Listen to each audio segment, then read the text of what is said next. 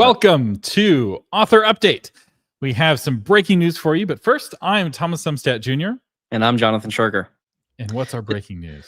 Today we're going to be talking about, just came out 10 minutes ago, the details of the Anthropic settlement. According to Publishers Lunch, Anthropic settled its copyright lawsuit, which is brought by a class of authors, for $1.5 billion.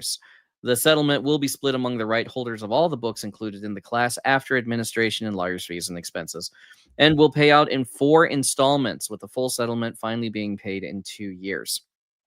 The court for the Northern District of California says Anthropic will pay the class at least $1.5 billion plus interest. With around 500,000 works in this class, that's going to be about $3,000 per class work. So, are you eligible to receive that payout? Thomas, what do you think? Probably not, but $3,000 is enough to check at least. So the eligibility seems to be like the book must have been registered with the Copyright Office within 5 years of publication before being downloaded by Anthropic. So you do need to have a copyright registered. Your book has to have been downloaded by Anthropic. Works published or registered after July 2022, they're definitely outside of the class. Some works, the cutoff is June 2021, and you have to have an ISBN or an ASIN, which if you're following novel marketing, you already have those.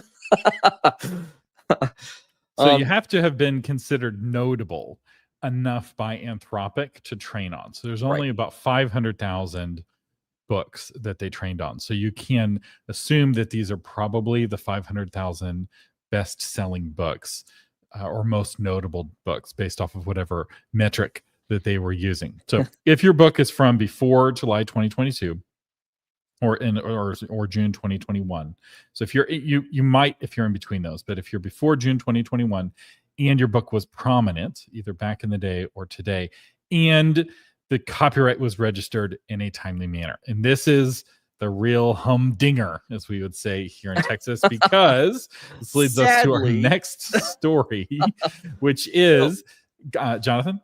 Jane Friedman from The Bottom Line put it, and I already knew this, so this was surprising to me that this was considered news.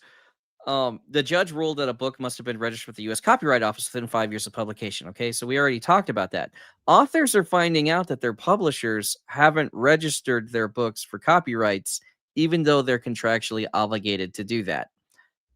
I thought everybody knew that. I mean, from my experience in working in traditional publishing, the author has to remind the publisher to do that. Hey, did you register for the copyright? Oh yeah, I'll do that.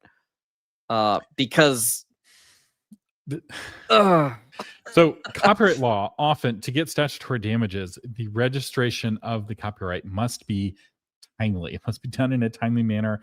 I think often it's within 3 months. I'm not a lawyer, so don't quote me on that, but if the publisher doesn't register the copyright in a timely manner, which isn't super expensive, but it does cost the publisher money every book, then the publisher isn't eligible for statutory damages. It's only eligible for actual damages. And this is a perfect example of why statutory damages are so critical, because if you don't have that registration, you're not in the class. You can't even try to get your $3,000 from Anthropic. And that's $3,000, I believe, per book.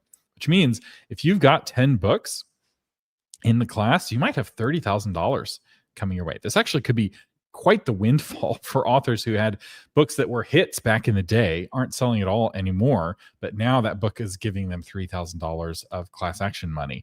Definitely worth researching. You can check to see if your copyright was registered by going to copyright.gov. There's a free search there. Don't use anything copyright related that's not at a .gov website. When there's a class action page, eventually there'll be a web page for the class, and we will cover that. We're going to cover the story very closely. So if you've been published for a while, keep watching Author Update. We will let you know what the next steps are. This won't pay out quickly, but $1 billion seems like a lot, but Anthropic just had a funding round, I think earlier this week, where they raised like 10 or $15 billion, and it doubled their valuation just since June or July. Wow. So Anthropic is very quickly becoming one of the most valuable companies in the world. And this $1 billion is going to be an operating expense for them. A sizable one, but especially if it's one that they can pay off with tomorrow's dollars, I think they'll be fine. But now every author who's been published for a while has a vested interest in making sure that the AI bubble doesn't pop, because you only get money if there's money to get. So there's a couple questions in the chat so far. Okay, Can let's throw them up on screen. Can authors sue their publisher if they didn't do this for that $3,000? So say the publisher doesn't register the copyright, and now my book is not eligible for it, even though Anthropic did. Okay, first, could an author go after the publisher, and then should they? That's really interesting, because it is potentially a breach of contract, which means I'm not a lawyer, so don't take my word for it. But $3,000 is a breach of contract. but $3,000 is small enough to maybe be able to go to small claims court, and you have clear contract. It's all black and white. The reason you can't get this claim is because they didn't fill the contract. You just take your contract to small claims court. Your publisher probably, actually, I don't know if you could do. You'll have to read your contract. I do have a patron tool actually to help with this. It's called Not a Literary Agent, and it's really good at reviewing contracts. And this would be a question I would ask. I would upload your contract, because your contract might have an arbitration clause, which would keep you from doing this, and it may have a like you can only sue in a certain state clause, and if you don't live in that state, you may not be able to do small claims court. But yeah, that's a very interesting question. There also might be a potential for class action if enough authors in a publisher didn't get their copyrights registered, they all get band together. So this is going to be interesting. This is breaking news, so I haven't seen any legal analysis on this, and hopefully your publisher was on the ball. They registered your copyright, but this is an indication of how poor, financially cash poor, a lot of publishers are, that they're cutting costs in this like very simple blocking and tackling part of being a publisher. But it's, $30-50 a fee per book, probably that again in administrative costs. So let's say it's $100 per book. You're publishing 10 books a month. That's $1,000 they're saving. It's not a lot of money. But if they're cash poor, and many publishers are just broke, they have no cash. It's why they're not paying big advances. So it's also a time thing. You got to remember to do it. You got to fill out the form. You got to do the stuff, and it's just administrative. Yeah, if you're a savvy publisher, you have a person whose job that exactly. Is. Them, yeah, right? Yeah. It's a cost. But let me tell you, organizationally, publishers are not fantastic on the administrative side. Another question. Yeah. Does the publisher get the money if they registered the copyright and have rights to the book? So does the author get that money, or does the publisher get the money? I don't know. My guess would be the author gets the money. Copyright should be to them, not the publisher, correct? Yeah. So most books, the copyright is in the name of the author.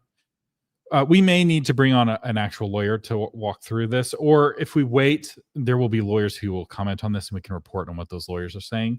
When we say this is breaking news, this broke in between me sending out the email about this when we went live. It was like 5 minutes before, and we were like, oh my goodness. We knew that the settlement details were coming. I was not expecting $1.5 billion though. And it may be, quite lucrative. Like somebody like James L. Rubart might get quite a bit of money from a deal like this. So this could be really good. All right. So we have any other questions on that before we go to the next story? There was one other question. How do indie authors find out if their book was used? I'm not able to throw up the questions in this program. How do indie authors find out if their book has been used? Well, like Thomas said, they're going to throw up a web page, and it'll have the listing of the books that are included in the class action. Yeah. Once that page goes up, go and check it, and you'll see if you're there. If I were the attorney setting up this class, I would make the search based off of ISBN number. And so you just type in your ISBN number and you could look it up. But again, breaking news, that page doesn't exist. Right. That website doesn't exist. So, but the first step is to see if you even have a registered copyright. In my experience, almost no indies register their copyrights. And so you probably aren't going to be able to take advantage of this. But if you did register your copyrights and it trained on your work, maybe you can. All right. So I don't see anything else in the chat asking about it. We'll continue cover if anything else breaks during our actual episode here. Some news from Europe regarding what Americans call First Amendment.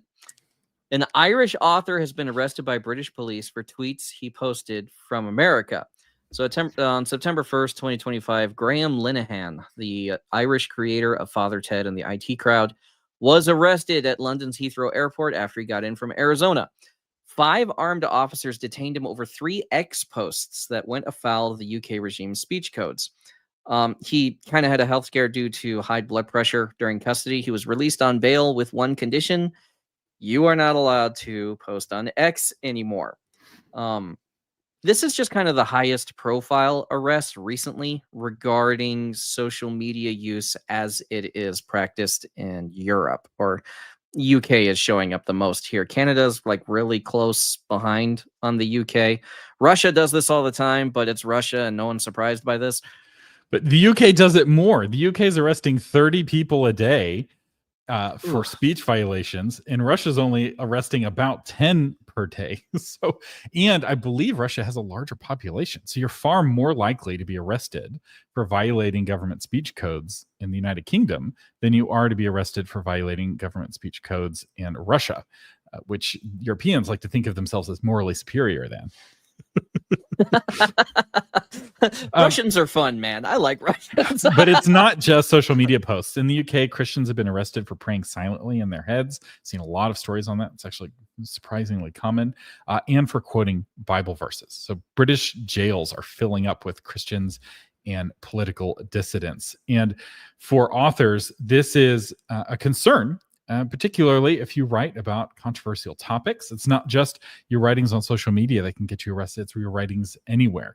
If they think that you are in violation of their speech codes, they may try to arrest you. And here's what interesting thing. You don't have to be a subject of the crown. So this man who was arrested is not a subject of the crown. He is a citizen of a different country.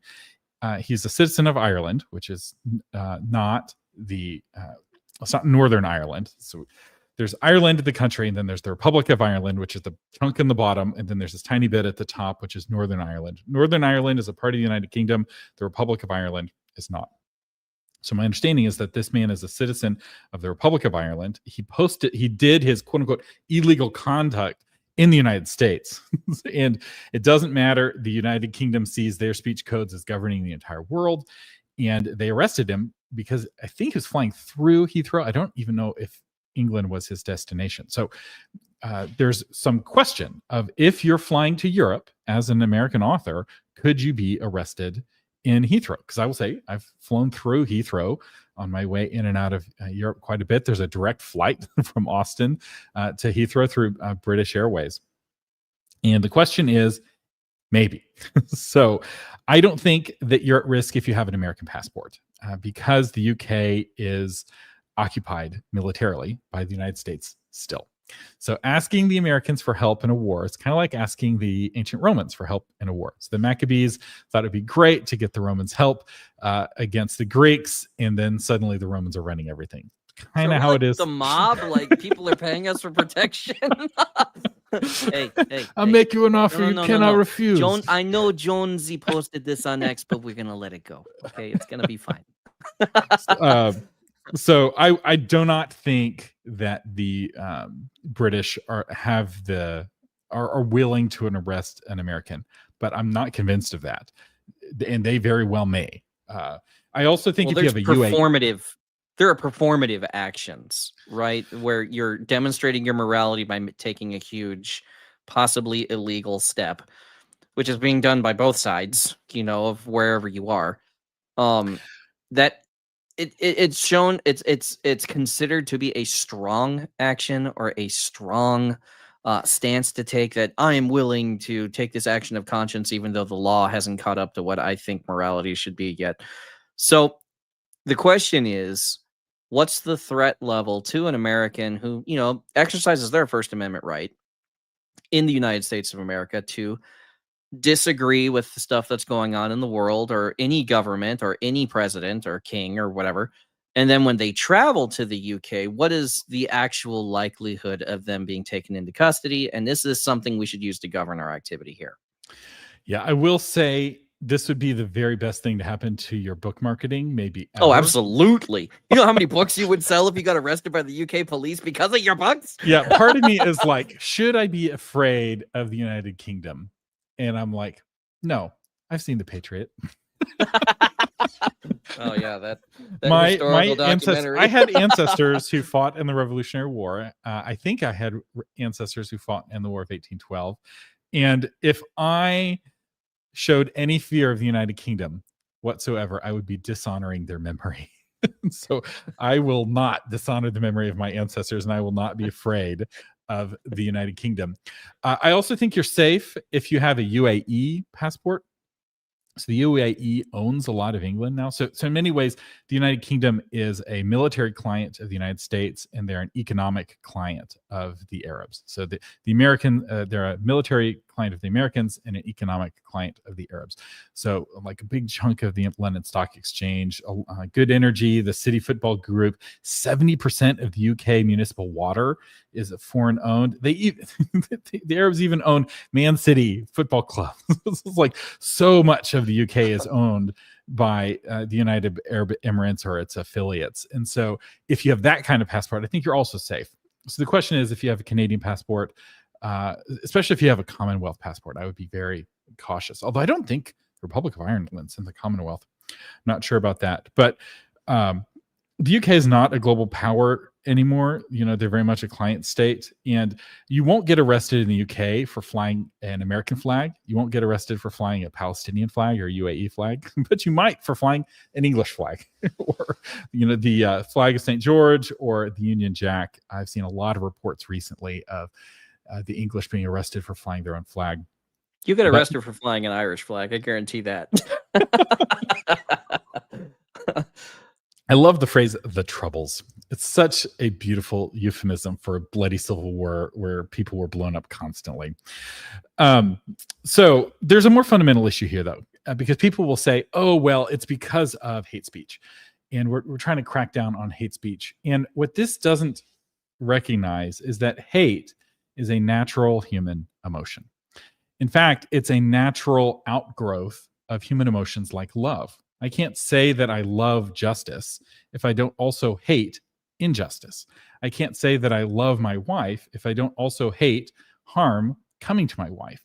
And so trying to suppress a natural human emotion is very unhealthy, and especially at a societal level. And one of the things I've noticed is the kind of people who are advocating for suppression of hate speech, so-called, are often deeply depressed, and any kind of extreme emotion, especially a public display of that extreme emotion, makes them very uncomfortable. And I think it's important for us as individuals to be able to experience the full range of human emotion. It doesn't mean that it justifies bad actions, right? Feeling an emotion and doing a bad thing are very different. And learning self-control, where I am not a slave to my emotions, is really important. Something I'm working on with my children because small children feel big emotions, and learning that those emotions don't have to be your boss is really important. But it doesn't mean you don't experience the emotions. Right. You know, God hates. There's things that God hates. You read the Bible, and God hates quite a few things. And if you're curious, you can read the Bible and see what it is that God hates and who God hates. But trying to say that, oh, hate is bad, you should never hate, is basically insisting that everyone be depressed. And by depressed, I don't mean sad. By depressed, I mean that their emotions are just quenched, that people are like not feeling the full feelings of being a human. And I'm very concerned about what will happen when the UK pops, because telling people that emotions are evil is only a short-term solution. And this is very unhealthy, this kind of totalitarian control. And so pray for England, pray for Northern Ireland, pray for Scotland, pray for the United Kingdom. And don't let them bully you. I'm really happy about this, because now I can say the Author Update channel endorses hate. Hate more, people. No, love more. Love more. It's the point I'm trying to make is love more. Love justice. Love your fellow man. And that causes you to hate the inverse of those things, right? Hate and So love I'm justice. making a joke here, hate obviously. injustice. I know, but people might clip this and try to crucify me online. So I hope so. It'll be awesome. but you as an author need to incorporate or feel free to incorporate the full range of human emotions in your book. And as you do that, it's important that you have the courage to also include a clear morality, right? So there's consequences for bad actions. And you want, and the truer your book is, and by that, I mean, the truer the morality of your book is to true reality, right? The consequences are true. The more verisimilitude your novel will have and the more real it feels, right? When you read Lord of the Rings, it has a very clear morality and has a very high verisimilitude. And so it feels like a true story. Not true in the sense that hobbits are true necessarily, but true in the sense that it speaks to kind of eternal elements that are common to all people. So PJ is saying so many sound bites. I am very nervous about this episode getting demonetized. So perhaps consider becoming a patron of the Novel Marketing Podcast. You'll get access to the patron toolbox and you'll help support the show. You'll notice that we don't really have any sponsors. I can't imagine why. Why? Why do we not have any sponsors? So there's an important concept here that Thomas has been bringing out. So Star Wars made this mistake, right? In Star Wars, anger is evil, right? Anger leads to the dark side, always. But the most pivotal moment of the Return of the Jedi is when Vader says, "I'm going to go after your sister." And that's when Luke loses his mind. And that's when Vader gets taken out. Now, he does hold back from killing him at the end because seeing the monster that Rey just turned him into. But then you go into the prequel series where you see the stagnancy of the repressed Jedi. And it's like, that's not what we want. You don't want to be a part of that. Oh, the Sith aren't any better. The bad guys aren't any better. But it caused this whole generational problem to go through Star Wars where it's like, well, why is anger bad? Why is hate bad? Why are relationships bad? Why is love bad? And it created this recurring problem that Star Wars suddenly couldn't solve because it was part of the integral structure or the infrastructure of the story, and that the morality was based around any strong expression of emotion is evil or dark. And they kept trying to fix that with the Gray Jedi. Which is advocating for depression, right? Yes. Like, so depression isn't sadness. Depression is just not feeling emotions very much. They created this stagnant, dead structure that was just about maintaining the status quo where we're all gray and we're all not feeling anything. And that's what the Jedi Order was by the time of the prequels. And so there's a lot of the novel writers tried to fix this, actually, where they were like, the Jedi were already dead. Like, Order 66 was not about killing the Jedi. It was about sweeping the trash away. It was about clearing the area so that life could come back. And so when you have this problem where you try to make hate illegal, you try to make it illegal for that idiot on Reddit to just fill up your feed with nonsense. That's not the best way to go. You need that idiot because you need everyone else to be able to speak too. And there's a meme that I really like, and it shows Anakin as a child and says, "Fear leads to anger," and that shows Anakin as a teenager. It's like, "Anger leads to hate," and that shows old Darth Vader from Return of the Jedi. "Hate leads to suffering," and then it cuts to Calvin's dad from Calvin and Hobbes. And suffering builds character. And suffering builds character. And I feel like that is so important because there's a worldview that suffering is the worst possible thing. It is and that's not true. Suffering actually can bring good. In fact, suffering often brings good, right? People go to the gym to suffer. Jonathan joined the Marines knowing they were going to make him suffer. Suffering was a part. It's like the sales pitch. It's like, you want to join the Air Force and make a lot of money and be comfortable, or hear me out, join the Marines. Life could suck every single day. but it will make you strong. It will make you better. Yes. And as an author, your character's suffering.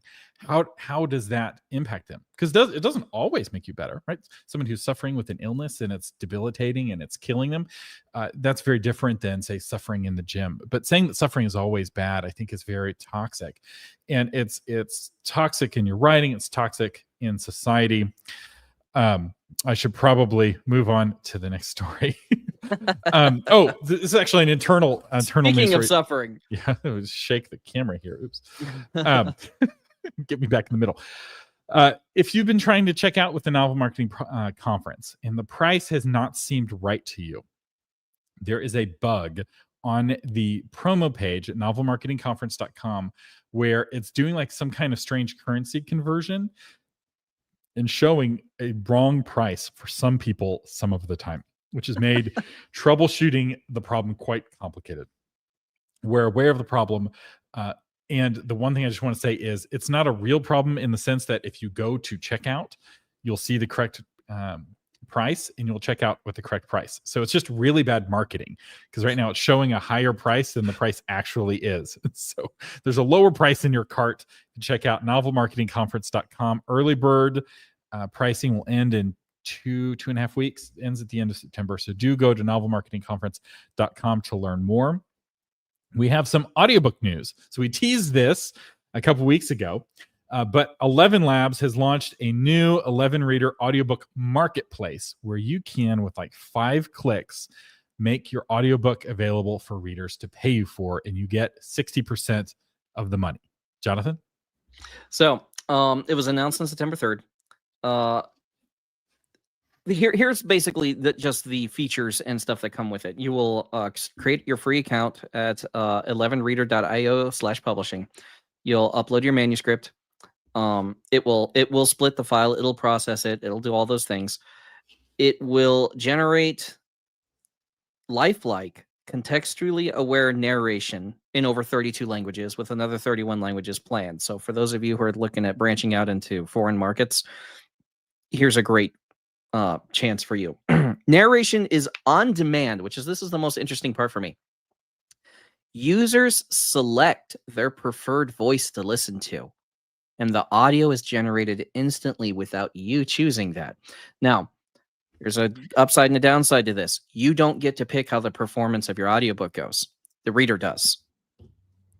That is both an upside and a downside. If you care a lot about the artistic performance, and a lot of authors do, you will not be choosing that on this book. However, if you care about that, you're not going to 11 Labs. And I will say 11 Labs has by far the best AI voices. They're almost indistinguishable. They're trained off of real human voices. And you can actually pay and use your voice, a clone of your voice. They have really good voice cloning technology. But what I really like about this is that because it's non-exclusive and there's no strict contracts. Let's say you're planning to get a professional narration of your audiobook, but it's not going to be done for 4 months. You could, for the next 4 months, put your book on 11 Reader so that there's something for readers to have. And they could either stream it if they're a member and they're paying the subscription, or they can buy it and own it. And then later, you can take your book down off of 11 Reader. Now, I think the people who bought it will still have access, but new people don't buy it. And then you can have your professionally narrated version of your book on Audible. And you could still be exclusive with Audible. This is like a really not evil way to do it. And it's really taking the excuse away because it takes EPUBs, PDF, TXT, doc, even HTML. So any kind of file they can turn into an audiobook. And so if your book has not been an audiobook this whole time, there's no excuse. You need to have an audiobook. Now, it won't make it an audiobook that people can buy on Amazon. The only kind of audiobook people can buy on Amazon is specifically an Audible audiobook. 11 Labs AI voices are not eligible for Audible. So this is kind of an either or situation. But it's a great stopgap. And I was talking with somebody who's wanting a Scottish voice, and they're like, that was a real deal breaker. And they wanted AI, or they think about AI, but it had to be a Scottish accent because the book took place in Scotland. It's like 11 Labs has Scottish accents. They have really good accents. They have lots and lots of voices. There's a whole world here. Let me walk you through some of the features real quick. If you pay, they have an $11 a month, or it Right. starts at $11 a month plan. You can add multicast narration. I think you get to pick the voices at that point. You can also add music or sound effects, and you can download the MP3s to say sell directly off of BookFunnel or on your Kickstarter or something like that. And they can help with distribution. So you can also sell your books through Spotify. And if with that, you get the same 60% minus they take a 10% fee as your distributor. So I think this, and no one else gets a bite at the apple. So you're like, well, Audible gives me 50%. Like, well, they give you 50%, but other authors get to bite at that apple first, depending on if that reader streamed anyone's books or not. Right. Whereas you get the full 60% with 11 Reader. It's really interesting they're not requiring exclusivity. Well, that's the easiest way to stand. And no one's doing that except for Amazon. The only way to demand exclusivity is to have the kind of dominant market share that Audible has. And what's really interesting is that the barbarians are at the gates. So Audible used to have just like 100% market share, basically. It's either Audible or CDs. And they have been really losing market share, partly because they're just not taking care of their authors. So I think this is really good. Even if you're not planning to use this, like we said last time, more competition is more better, because the more competition Audible has, the better it has to treat you. But the no upfront costs and the basically no work, you just upload your file and you're done, is really nice. So like you heard Joanna Penn and I talking about 11 Labs narration. This is a different program from what we were talking about. What we were talking about is like more highly produced, where you put in like laughs and giggles and blocking and tackling, so to speak, and you really direct the AI. With this, you just upload the audio and the reader selects the AI. So if the reader doesn't like that voice, it can switch to a different voice. And the authors are retaining all the rights. They can modify or unlist the content at any time. It looks really good for now. And if you can't get a narrator, or you can't get an audiobook made, you really got to take a look at this. Now, see what your readers are going to do. Some of your readers are going to be no AI voices ever. But then you ask them, well, do you ever want to hear this in audio? Because I can't afford it. Not enough of you are buying this. And it can be a stopgap. So having this doesn't mean that you're committing to this forever. You can take it away and switch to human down the road. So as an audiobook listener, I'm very excited about this. Speaking of AI, authorcraft.ai, which is a really cool new manuscript analysis tool. I had a call with the founder of this, and it's way more powerful than I'll ever be able to make with not a developmental editor. So it's a really robust editing package that does a lot of the things that I do in the toolbox, but it kind of does them all at once, and it gives you this like complete like editorial analysis of your book from a bunch of different angles, down to like creating pictures of each of your characters. It's really quite cool. They have tell us about some of their new features, Jonathan. So it gives AI driven insights into like Frankenstein, stuff like that, highlighting how successful books balance elements like pacing, character arcs, despite the fact that those characters have imperfections, which is a big deal for AI, because usually machines like things to be perfect, and for them to account for imperfections is actually a huge deal. It takes a lot of processing power to be able to balance and gauge that. For instance, when I threw one of my short stories into an AI engine, it didn't perceive that the prologue was set in a different time, and that the majority of the story took place 40 years in the past. So I did a present day prologue and a 40-year in the past story, and it couldn't handle it. When it did its summary, it kept trying to jam the two time periods together to homogenize it. So it's something that can handle imperfections like a flashback or like a time jump or something like that. Is very subtle. It's kind of a big deal. It's authorcraft.ai. I do have a couple free memberships to give out. So I'm going to be giving these out to patrons. If you're interested, email me. The only thing I ask is that you test it out and email me a report of what you think, whether you like it or not. Because I'm trying to decide if authorcraft.ai is how good it is, to see if I should work with them more in the future. I got an initial tour and I was very impressed, but to really test it, I need feedback from my Timothy. So if you're curious and you want to try it out, email me. And if you don't know how to email me, you're probably not a patron. But you can become a patron, novelmarketing.com/patron. And I think it's time, Jonathan. Everyone, we made it. We To the finally did it. Zeitgeist talk. We made it to the Zeitgeist. So last time we talked about Zeitgeist, we were talking about this graphic, and I actually have a way to throw the graphic up on the screen. So we talked about how, as a culture, we're in the process of transitioning from grim dark to noble dark. And we talked a little bit about noble bright and kind of what's coming in terms of like skating to where the puck is headed. And what we never talked about was grim bright. And so just to, because where we are is noble dark. So grim bright's like the complete other end of the cultural spectrum. So I created a definition of grim bright and noble dark to differentiate them. And Jonathan, I'm curious to hear your thoughts on this. So Sure. In grim bright, the outer world is at peace, but the inner world is in turmoil.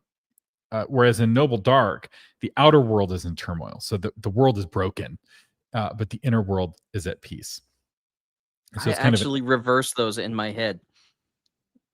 To me, So- the first part of the word, the grimness is within, or the nobility is within. So like in the Lord of the Rings, the world is dark, but the characters are noble. Right. So it's noble dark. So you have these good, virtuous characters trying to fix a flawed and broken world. Correct. Whereas in grim bright, you have broken characters in a good world. In a good world, yes. Yeah. So the quintessential grim bright story is Mary Poppins. And this kind of hit me yesterday. My children were watching Mary Poppins, and Mary Poppins is such a fascinating story. And it came out, it was a smash hit because I think it was the very first grim bright story to hit the theaters after the turning point. So the turning point between the first turning and the second turning for Americans was the JFK assassination. People who lived through it, they all know where they were when JFK was assassinated. That was like the moment when the kind of peak, the golden era ended, right? Camelot had come to an end, and it was the beginning of the second turning, which is known as the awakening. And if you so let's walk through the bright elements and the grim elements of Mary Poppins. So the bright elements is that it's a very silly movie. Right. There's an admiral who shoots the cannon that shakes the house. Love that guy. Right? The mother character, Mrs. Banks, is a very silly character.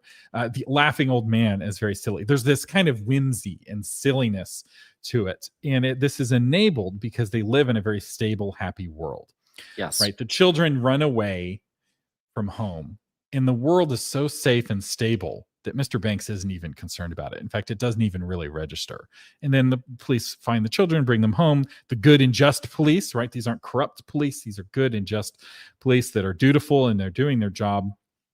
And Mary Poppins is actually the antagonist fighting against what Mr. Banks wants. Right. And what's interesting is that because it's the very beginning of this era, it still ends happy, right? It's still a bright story, right? So it still has the happy ending with Mr. Banks back at work.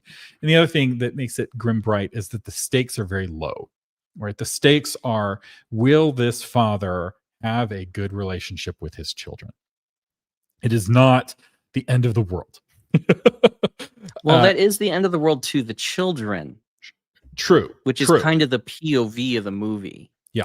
And that's a really good point, because the authors need to be reminded, and Hollywood really needs to be reminded, that the world doesn't have to be ending for the stakes to feel high. Right. High stakes are relative. And a child doesn't care about what's going on in other parts of the world, doesn't care about railroads through Africa. The child just cares about, will daddy be home for dinner or not? Yeah. And so setting the setting is really important. And what was interesting to me as I was learning about storytelling is that in Hollywood storytelling, you have kind of three characters that really matter. You have the protagonist, you have the antagonist, and what's known as the relationship character. So the protagonist is the one who's moving the plot forward, who's making decisions. It's typically the protagonist who goes through the biggest change as a character as they're moving their way through the story. The antagonist is an obstacle to what the protagonist wants, and then the relationship character is the person to whom or from whom the theme or message of the movie or the story is communicated. Right. And Bert is the relationship character, and the children are none of those characters. The children are actually not that vital to the core message or story of the film, which kind of broke my mind, because watching it as a child, I absolutely related to the children, and it was like, what's up with all of these adults? It's So because they are the catalyst. They are why these things change. They're not affecting the change. They're powerless, but they are the catalysts. Yeah. So now let's talk about the grim elements. So it's very silly, but there's also this deep sadness and melancholy that's throughout the story. So think of the Feed the Bird song, and we're not going to get Disney angry with us. We're not going to sing even a single note. But that is a very, very sad song. The visuals are sad. The key is sad. It's in a very sad minor key. It's very somber and dark. And the brightness of the story is tinged with realism about kind of human flaws and kind of family blind spots, right? The lonely old lady is struggling to feed the starving birds. And the very beginnings of it's got the very beginnings of unhappiness with the institution. So they're living in this very stable world, but the coming crisis, which is what the fourth turning is a crisis. The beginnings of that, the very seeds of that, are starting to be sown, which is what you see in the awakening. So feeding the bird. So the big conflict is feeding the birds versus investing in the future. And the film presents feeding the birds as the better choice, right? It's better than investing in the future and advancement of civilization, right? Because the tuppence could be railways through Africa, dams across the Nile, fleets of ocean greyhounds, majestic self-amortizing the canals. Think of the investments and plantations of ripening tea, all from tuppence, prudently, fruitfully, frugally invested in the bank, right? So the dad is inviting Michael, come join me in building this civilization. Come join me in creating greatness. They're inviting Michael to a world of manly sacrifice to build a better tomorrow by sacrificing today and growing your personal fortune at the same time. And Mary Poppins, on the other hand, is inviting Michael to spend his tuppence feeding the birds. And she sings that the saints and apostles smile on those who show they care about the birds. And the big conflict is when Michael rejects his father's offer of manly sacrifice. It brings the great institution of the bank crumbling down, and there's a run on the bank. So let's talk about, so that's the grimness. So now let's talk about the grim bright, because it's connected, right? It's a happy tragedy. So the whole story narratively is a tragedy because Mr. Banks doesn't get anything he wants. So one of the wonderful things about analyzing Zeitgeist, and one of the things I like about musicals for analyzing Zeitgeist, is that musicals feature what's known as an I want song. So usually the first song or one of the first songs in a musical, the protagonist of this musical sings a song about what they want. In fact, the very first song in Epic the Musical is an I want song, and that's brilliant. It's my son, one of my son's very favorite songs. he just wants to listen to that song over and over again. So what does Mr. Bank want? Well, he doesn't want very much, right? He's content in his consistent, orderly life, right? He sings about how pleasant is the life I lead. He wants to be in control of order, and he's brought I sing this song to my children. He has brought order to chaos, and he's enjoying that order. And Mary Poppins, the antagonist, wins in the end because Mr. Banks doesn't get any of the things he wants. He doesn't have order. He doesn't have precision. He doesn't have consistency. And instead, he's embraced the inconsistency, chaos, and disorder of his children. So it's about shifting from an external focus of making the world a better place by building railroads through Africa that can enrich many poor and suffering people, and instead having an internal focus towards the domestic life, right? So the story is about a man turning away from external greatness and towards domestic life. It's the kind of turn that's only possible during good times.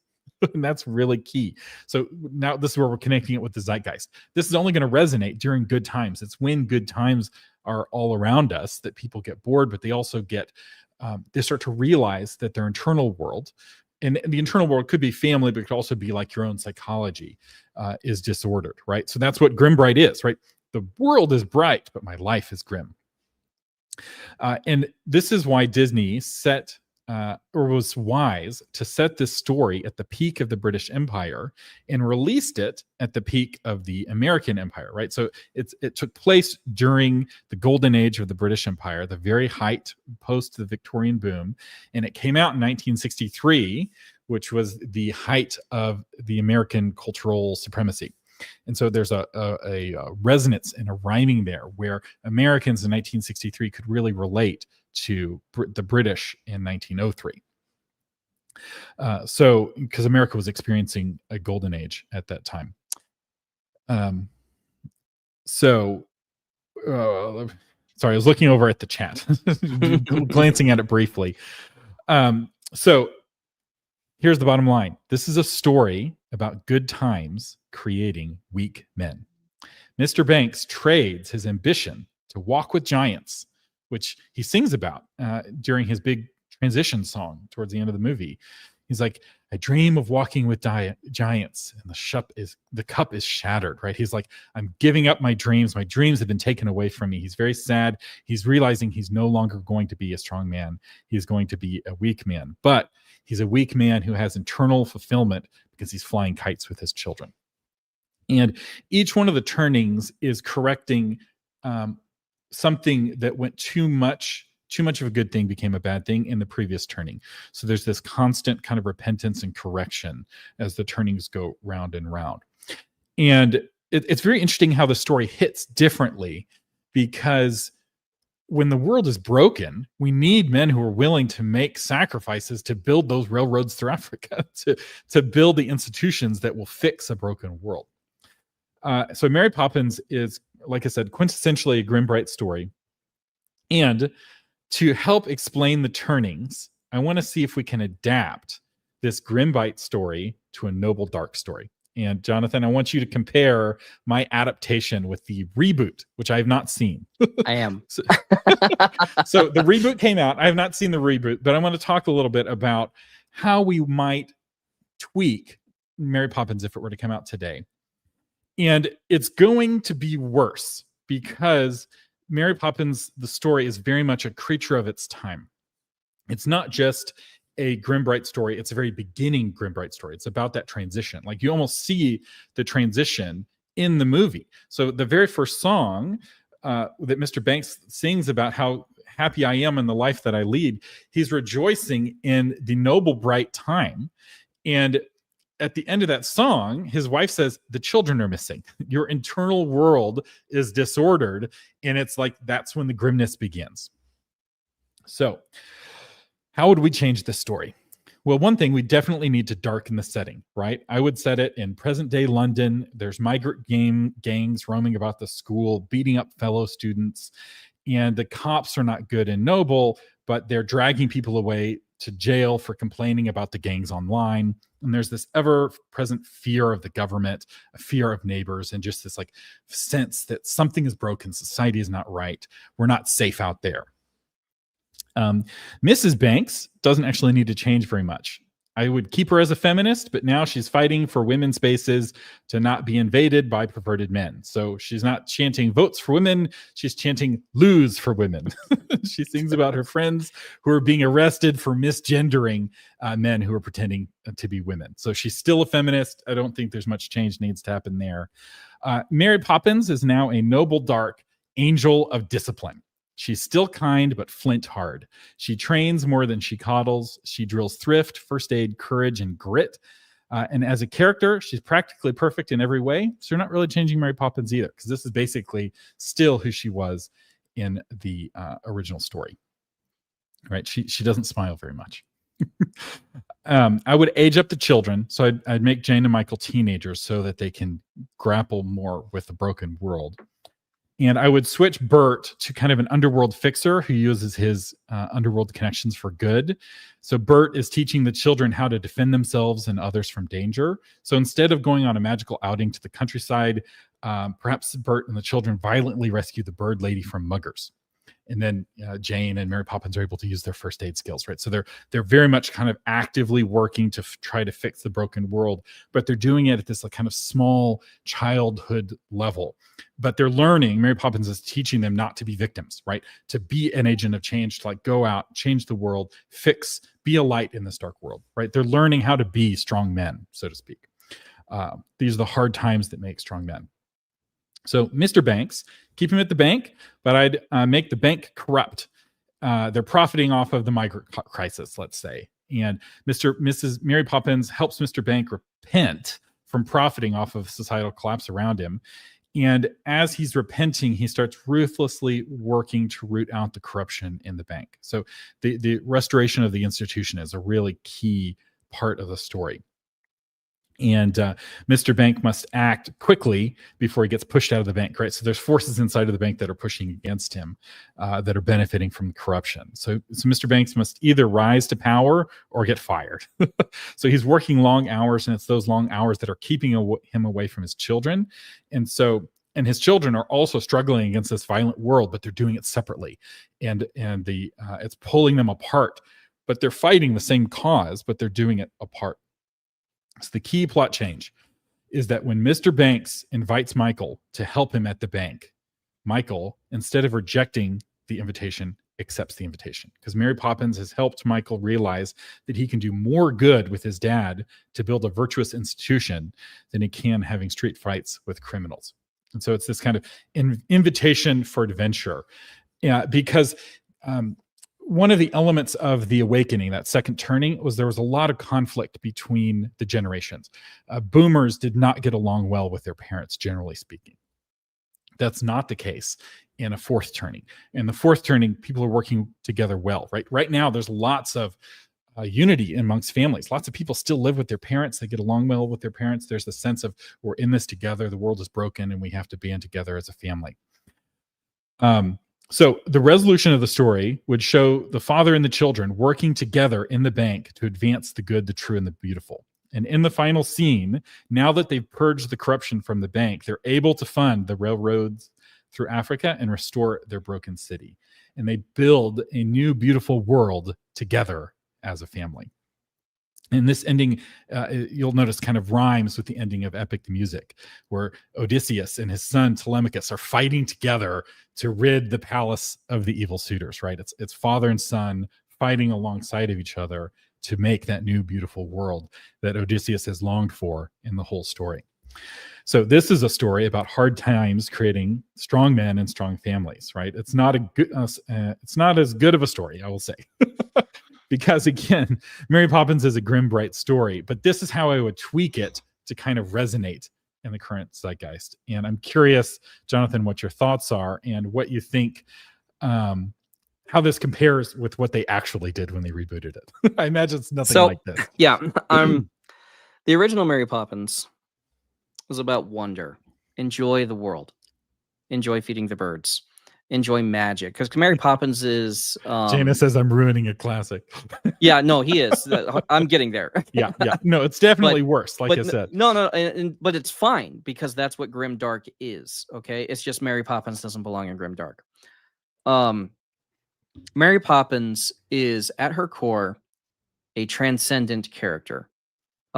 She's actually fits into the realm of cosmic horror. She is something from beyond that comes in and changes the world as it is, according to the dictates of the transcendent morality or the cosmic morality, whatever it is. So she comes in floating in an umbrella, right? That's fairly horrifying in most contexts. And then when she takes the kids out, she's teaching them to enjoy the world. And who do they go with? Well, they go to the street sweeper, or the chimney sweep, right? And the chimney sweeps are all silly.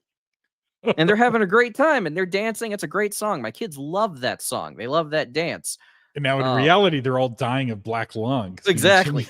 but they're having fun while they're doing it. And the idea is more that they're having fun, which is a part of being a kid.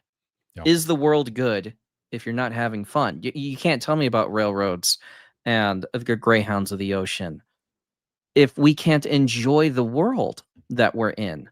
The father doesn't come and enjoy his children. He's always at work. And when he comes back, he expects to have them washed, and they give him a peck on the cheek, and then they go straight up to bed. Yeah. And that's not a father enjoying his children. There's like no reason to have a family at that point other than maintenance of the status quo. So that's the great evil that's shown in Mary Poppins is you're not enjoying life, which is a problem in a good time. And Thomas is absolutely right about that.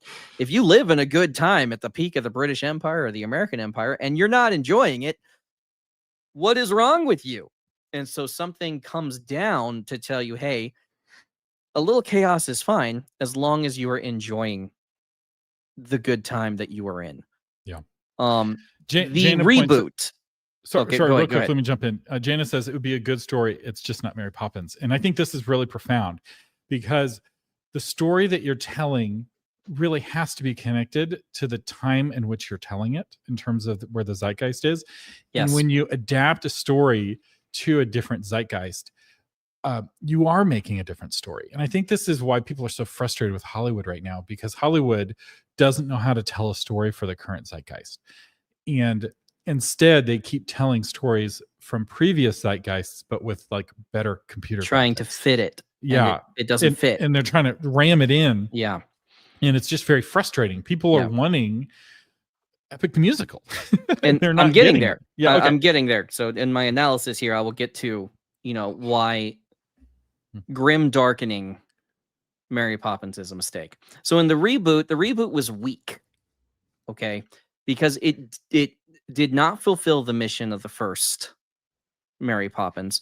Great. She comes back, but what is she doing? There's like some silliness. She seems harder. Now, I really like Emily Blunt. I think Emily Blunt is great. And I thought she did a good job, but her character was harder. Just inflexible. Able to handle silliness, but she didn't enjoy the silliness. She resisted it. It did not change her when she encountered it. She wasn't interacting with it. She was more inert to it, but the children should experience the silliness. So I did not enjoy the reboot, and I'm not a musical guy, but I can enjoy Mary Poppins with my kids because my kids are enjoying it, so I can get the value that they're getting out of it. They don't enjoy Mary Poppins Returns. They don't like that reboot. Now let's talk about Thomas's. Hold on real quick. I want to do one more housekeeping thing. This graph that we've had on the screen for the last 20 minutes is from Neil Shenvi. On Twitter. I don't know if he made it, but he's the one who shared it, who I first saw it. So this graph is not original to me, although these 4 turnings we did do an episode on way before he did this graphic. So he may have done the graphic based off of our episode. I'm not sure. Talking about Thomas's retelling here. Can you grim darken Mary Poppins? And I don't think that you can. Because the mission that she was sent to do was to help humans experience wonder again, and that's not a grimdark problem. You don't need to learn how to enjoy things when the world is terrible. What the hero needs to be in a grimdark story is a destroyer. He has to be strong. He or destroying she evil, so has to be capable of destroying the evil. And I will actually, that's one difference I would say between grimdark and noble dark. Grimdark is about destroying evil. Noble dark is about building the good, I would say. So kind of like in the rubble of the evil, you're building something new and good. Yes. Moving into noble bright preps. Right. Because eventually people get tired of that dystopian destroy evil and they're like, build the good.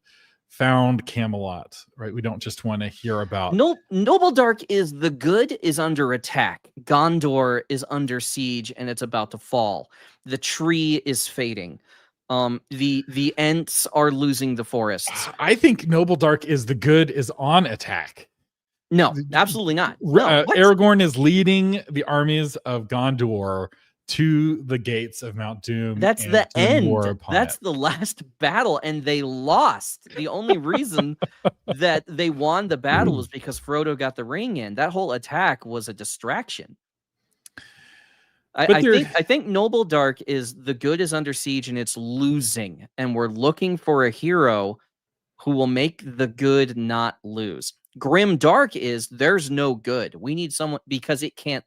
It's oppressed. It's repressed. It's shoved down, and we need a hero who can crack the evil so that good can grow again.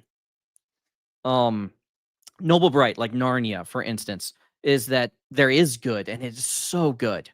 And it is so good that even the innocence of children can help it to grow. Children can become the kings and queens of the mystical and magical land, as long as the witch that's suppressing everything can be removed or destroyed. But they don't destroy her. Aslan does. Right. So who does what action is what determines what turning you are in.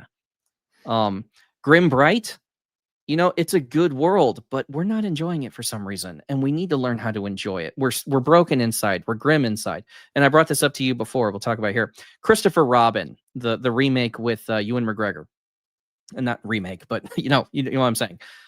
Ewan McGregor is now Christopher Robin older, and he has a career and everything, and Pooh comes back. And he's talking to his old stuffed animal companions again, and you are really finding out he's not happy, even though he should be. And the stuffed animals are more concerned with the fact that Christopher Robin isn't happy. Why aren't you happy, man? And they're trying to fix that problem. And so that whole movie actually wound up doing a really good job, because it's not Winnie the Pooh. It does not fulfill the same mission. It doesn't have the same message. It is about Winnie the Pooh seeing his kid years in the future and trying to fix a different problem. And I think what the problem is that we're facing is kind of the quintessential question of Zeitgeist, right? Yeah. Because in solving that problem, you create a new problem that the next era of the Correct. turning has to fix, and the wheel turns on, and there's nothing new under the sun, and now we're back to Solomon. Xavier is saying, Jonathan, how could we get you to write a military science fiction story with Mary Poppins as the main character? So I kind of already did this. So the first one I ever wrote was called The Exorcism of Frosty the Snowman. That's actually my first published work. Okay. Frosty the Snowman, the movie, is a very silly movie about, a transcendent character. Frosty comes from somewhere else, and we don't know where. I think you're shades of black. Mary Poppins is the evil villain guy. Yeah, potentially. I haven't put totally. any thought into that. I'm blanking on his name, but he's totally a Mary Ashkelon. Poppins. Yeah, Ashkelon is an angel of discipline, but an evil angel. The point is that's grim dark, though, and he's creating a good thing to break the grip of evil. Because good isn't strong enough, and that's his problem. Now, in Exorcism of Frosty, the reason it works is because of who I wrote it for. I wrote it for Marines who were having a hard time. It was Christmas time. They were deployed in Iraq. Suicides are through the roof around winter. But what they got to see was something. They got to see problems in that, because they don't live in a good world. Marines don't live in a good world. We suffer, and it's unnecessary. Like, why? Why does it hurt so much? But I was able to create a dark time where Frosty was more of a cosmic dark character that came from another place. And this time it was about a hero who could destroy the dark, but it was kind of funny because it was twisting everything that they understood from before. And when you try to tell a bright story to dark people, it feels like gaslighting. It's like, why aren't you happy? It feels fake. What's wrong with you? Why aren't you happy? Things are good. And it's like, no, it's not, man. You can't What's interesting hear is that my soul howling inside because of how broken I feel all the time. And you're trying to tell me to be happy? Smile more? You can't say that to people who are suffering like that. So Frosty the Snowman doesn't work for Marines who miss their families at Christmas time. But the exorcism of Frosty does, where the message is be strong and overcome this overwhelming evil that seems like it's in front of you so that you can make it to the light. Yeah, we'd be curious to hear your thoughts. I know a lot of you are watching the replay. So I don't want you to hear this as like me trying to fix Mary Poppins. Oh, no. Mary Poppins isn't broken. Mary Poppins is a classic, and classics transcend Zeitgeist. And so because it's such a masterpiece, the original, people still enjoy watching it. And it is fun. One of the nice things about fiction is that you can visit other elements of the Zeitgeist, other parts of the turning, and kind of learn the lessons that season had to teach society and individuals. And those lessons are still good lessons, right? Like even when times are hard, fathers should still spend time with their children, right? It's not like, oh, the only time in society that fathers should spend time with their children is when it's good out. But if you're writing a story that you're wanting to sell well right now, because one of the things that can happen sometimes is you have to match the zeitgeist. Because one of the things that can happen sometimes is that you write a story out of time, where it's a story for a zeitgeist that's yet to come, and you may not experience the success in your lifetime. This doesn't happen in most books. Most books, if they don't match the zeitgeist, the current zeitgeist, they just get forgotten. But occasionally you'll have a book that will pop long after it was originally written, because it was written for an era that had already come and was yet to come, but wasn't now, right? Because the wheel turns ever onward. I think the problem with mentioning Mary Poppins is that people have been singing lyrics in the chat this whole time. So anyway, I hope you enjoy Mary Poppins. I hope you enjoy this conversation about Zeitgeist. And the one thing I guess I'll close on, and Jonathan, I'll hear your final thoughts, is remember your Timothy. Because while society moves through this kind of collectively, we don't all move through it at the same pace, right? Some people are on the bleeding edge and they're almost already into noble bright, and some people are still on the trailing edge and they're still very much in grim dark. And where to place your story targeting your specific audience will affect decisions that you're making. It's like Jonathan, his target audience of Marines, they extend grim dark as much as possible, right? They're the very first in to grim dark and the very last out of grim dark. We feel kind of useless after grim dark, to be honest. Like if the world is at peace and everyone is happy, Marines are just kind of looking around. Like, what do I do now? What do you need me for? Yeah. I'm here when you need to break things.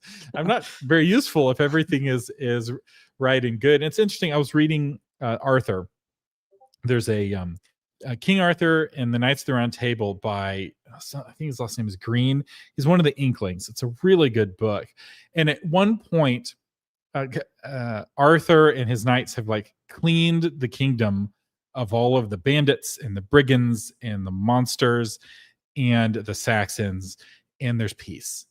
And it's like a light shines on the round table, and it's like, this is the peak.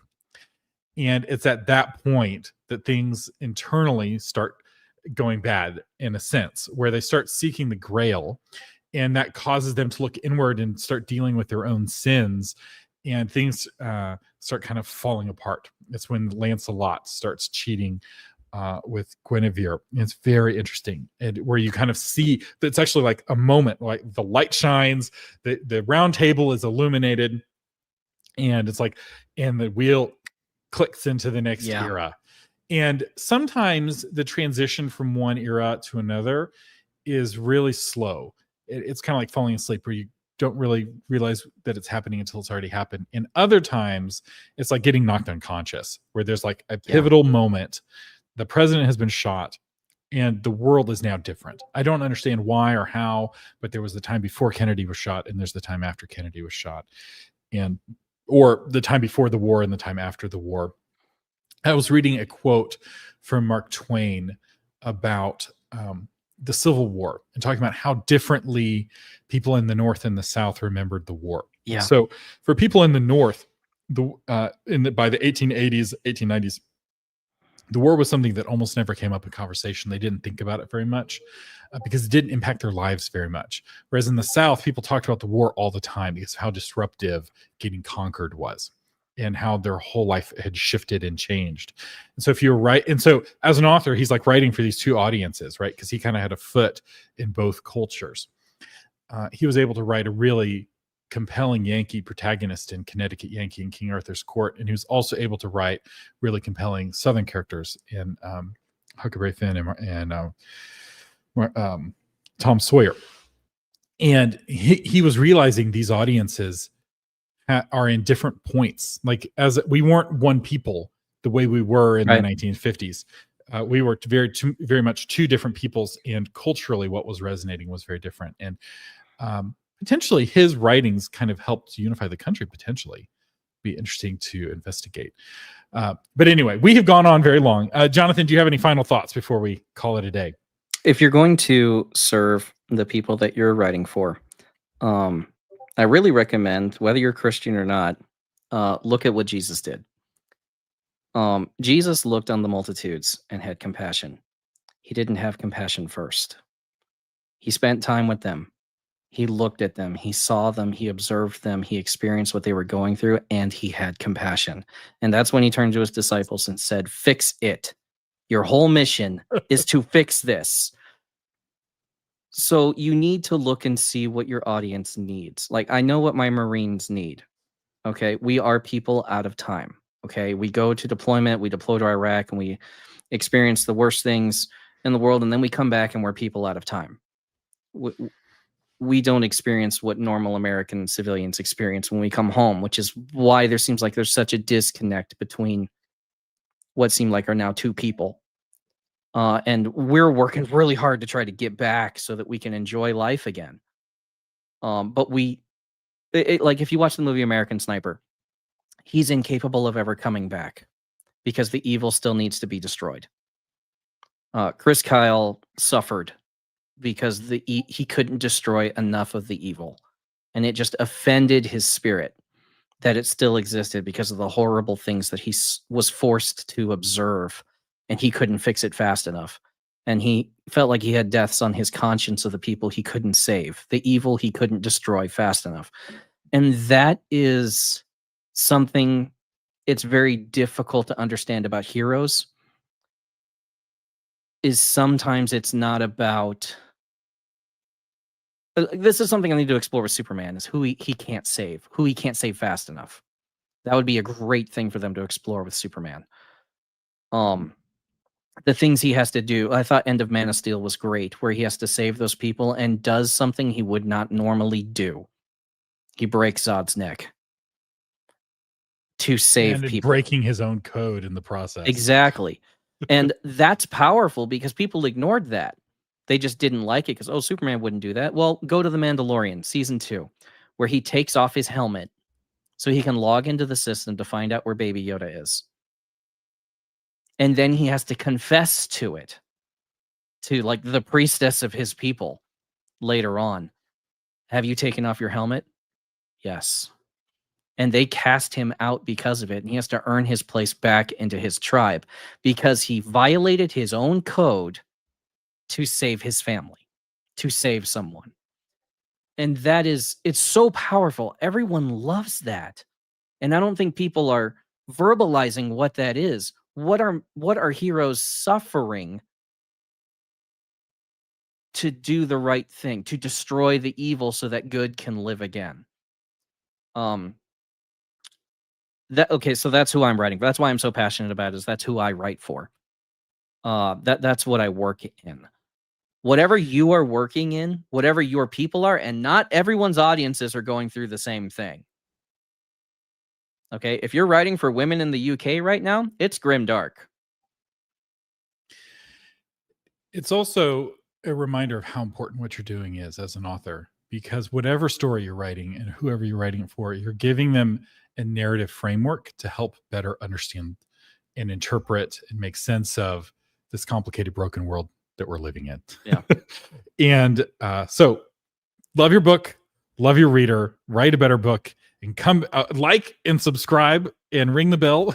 We went an hour and 14 minutes before I asked people to like and subscribe. So anyway, if you're still watching, please like and subscribe. If you ring the bell, you'll be notified when we go live. You can be a part of the live chat, maybe even see your comment up on screen. And next week, hopefully I'll be back in my regular studio. And we will see you all next week. Thank you so much for watching. Live long and prosper.